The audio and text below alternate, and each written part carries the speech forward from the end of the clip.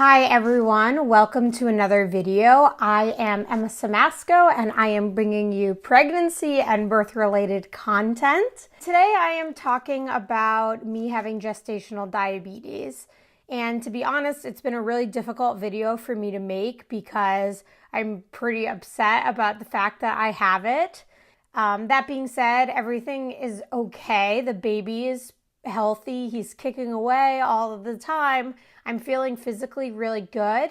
It's just that managing the gestational diabetes is quite a beast, and it's been difficult for me to put this video together because it's like a depressing thing to talk about. Like, it's not one of the happy parts of pregnancy. For those of you that don't know, gestational diabetes is basically when pregnant women cannot make enough insulin to keep up with their body's insulin demands. And during pregnancy, your body demands more and more insulin.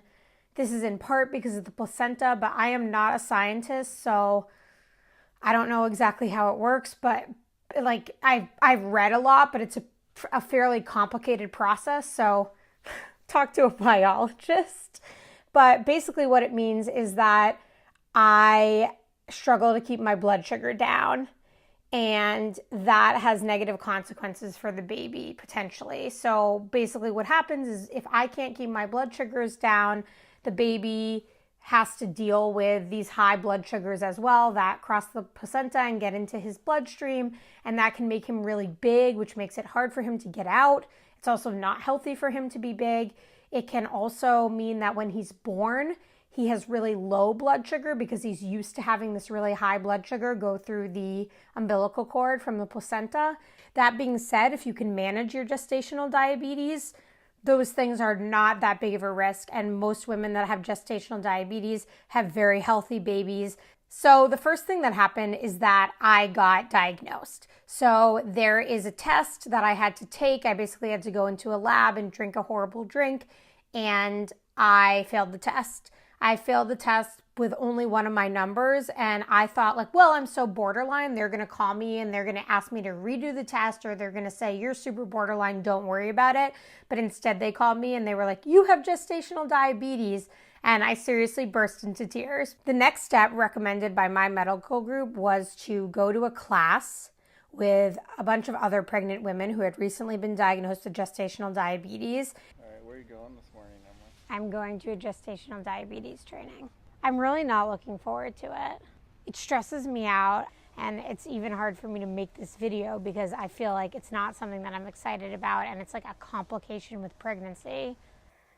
I just got home after this class, and even though I know it's stupid to be crying about because everything is fine, I just can't believe how much maintenance this is going to be. So I got a glucose monitor, and I'm going to have to prick myself 4 times a day after every single meal, exactly 1 hour after, for 3 months, which is how much longer is left of my pregnancy. And I'm like crying about it because I just feel like it couldn't be a bigger interruption in my life. Even though I know that by managing this, it is going to ensure that I'm healthy and that the baby's healthy. I can't believe how much of an interruption it's going to be. The next step after that was that we spent a week managing it and keeping to the diet and taking our blood sugar for a week. And during that week, I was on my baby moon in Hawaii. So that was tough because I had to basically be on a really strict diet while I was on the baby moon, and I also had to prick myself on the beach. Here we are at Hapuna State Beach, and it's absolutely gorgeous. It's like the most picturesque, beautiful Hawaiian beach you could imagine. And before I go in the water, I get to prick myself. And I'm pricking myself on the beach in Hawaii because this is the reality. And you know what? I'm actually not complaining because it's pretty freaking nice to be on this beach. Shit. It's not working. Get that blood going. Nothing like a little blood on the beach. All right, here we go. 3, 2, 113. That's an excellent level. I'm really happy. Now I can go in and enjoy this absolutely gorgeous beach, lube myself up with some more sunscreen and get in and enjoy my baby moon. So it's sort of annoying to have to do this, but at the same time, it seems like a small price to pay to make sure my baby's pancreas isn't overworking and going out of control. We are in Volcano National Park in Hawaii on the Big Island. About a week before I came here, I was diagnosed with gestational diabetes, so it's been an interesting exercise in trying to eat because I can't have Hawaiian pineapple or pretty much anything they serve in an average hotel. Who cares if you have gestational diabetes when you can walk on a field of lava? I feel like if I was in an inspirational movie about gestational diabetes, like a drug commercial for my little monitor, it would show me like out and about and like doing shit like this with my bump with the monitor, like pricking on vacation and just like, don't let gestational diabetes get you down. You can have an amazing baby moon anyway. It's like walking over a burnt marshmallow. Every time I see this volcanic rock, I think about burnt marshmallows and I'm convinced it's because I can't have sugar. Look, a monarch. Oh my gosh. Ah! Did you see that? It's like it blessed this video. When I came back from my baby moon, I met one-on-one with a dietitian to go over my results and how things had been over the course of the week. And to be honest, my numbers had been great. I had been eating like a really low carb diet, basically meat and vegetables. It's pretty much all you can eat. And my numbers had been great, except the fasting number in the morning. So they have you take your numbers 4 times a day, once when you wake up before you've eaten anything, and then after breakfast, after lunch, after dinner. And so this number, when I was first waking up, I just could not get down. It's supposed to be below 90, and I was getting like 105, 120, like well above what I was supposed to be getting.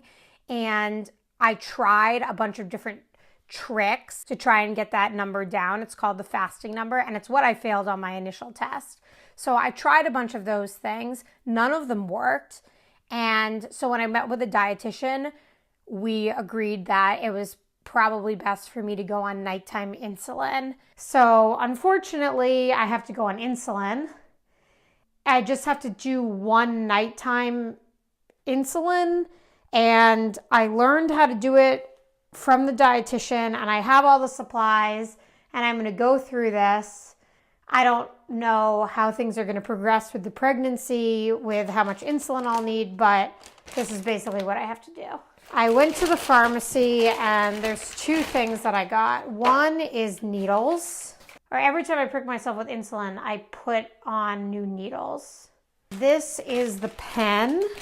So for the rest of my pregnancy, I'm going to need 3 of these pens. Each lasts for 25 days. I have to take a shot every night, and I have about 75 days left of my pregnancy. So I'm going to need 3 of these. They taught me how to do this, but they taught me how to do it so fast that I'm like not even confident I know what I'm doing. Okay, so it actually says, roll well each time to mix. So this you're supposed to roll. So the insulin gets all mixed up. Here's a sterile needle. So I have to open this up and I have to screw this on. Okay, so there's the needle. See it? Oh my God, this is like, it's horrible, isn't it? So first she said, you put the thing to dial 2. See how that's a 2? Mm-hmm. And you basically make sure it squirts out, and this is like to get air bubbles out. So you go like this. Didn't really do anything. But I think that's all you're supposed to do. She said put it to 2. Let me try it one more time at 2. So see how a big drop came out? Mm-hmm. Okay, so that just sort of my cat literally just like got insulin. No. Dude, she bent the needle. So you need a new needle. Oh my God. Faye, I don't know how to take the needle off. Every time I make a video, the cat wants to be involved so bad. She's literally like eating the prescription bag. Okay. I'm like dumping her out. Bye. Like, have a nice life without diabetes. Now we're gonna inject this. I move it all the way up to 15, which is what I'm supposed to start on. So there's 15 right there in between 14 and 16. And this is like the horrible diagram of where I'm supposed to insert it. She said that the love handles might be good. Like the abdomen is not great. So basically it says, insert the needle straight under the skin with slight force. Once the needle is in, push syringe plunger in or push the pen button, count to 5, then pull the needle out. So I'm just going to do it, Chris. 1, 2. Is it in? Ow. Ow, it didn't even work. It looked like it went in. Ow, that hurts so bad. It's not supposed to hurt. I think it went in, but I don't know. It went in, but you were sort of pulling on the needle, I think. Oh, that was horrible. I don't think I did that right. I think it needed to go in more. But I don't think I should inject myself with more insulin. Because if I inject myself with too much insulin, then my blood sugar could go too low, which is actually really dangerous. And I have all these instructions about how... Faye. So you can just wait tomorrow. Right? But do you think like I actually gave myself a dose? I'm not sure. Maybe a little bit of trial and error. But like, if I'm not wet, that's a poke in my skin. Yep. So I think it went in. It doesn't need to like go into a muscle or anything. So I think that was a failure. What do you think? This is really for the needles, but I put all my diabetes supplies in here. Just anything dirty. Oh, you know what I was supposed to do? I forgot a step. You're supposed to clean the area with alcohol. Like, to make it clean, but I didn't do that. So probably I injected myself with like staph infection. And that's where things stand now. And I woke up this morning and I took my fasting level hoping the insulin would help, but it hasn't yet. And the doctor told me that it's going to take a while of upping my dose to find the right dose for me. So it's not a huge surprise, but I really hoped this morning I would wake up and have this amazing number, but I didn't. So this has been super difficult for me. And I've shed a lot of tears over this. I know that in the big picture, this is a temporary thing to have, but there are some potential consequences of it. Like they may ask me to get induced at 39 weeks because they're worried about a big baby. I'm worried about my baby because if I can't get my fasting level under control, maybe he's going to be huge, even though I'm not that big and neither is my husband. But these are things that, of course, I'm worried about.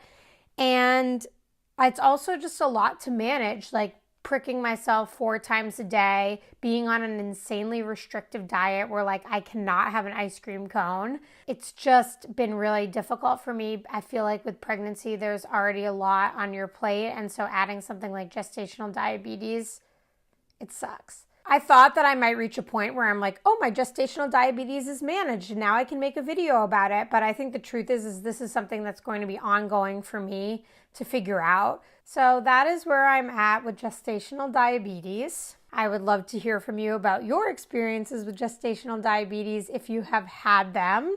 Or you can just tell me how bad you feel for me because I could really use some sympathy. Thank you for watching, and please feel free to like and subscribe to my video and channel if you're so inclined, even though this video wasn't that fun. But it is what it is. Thanks for watching. Bye-bye.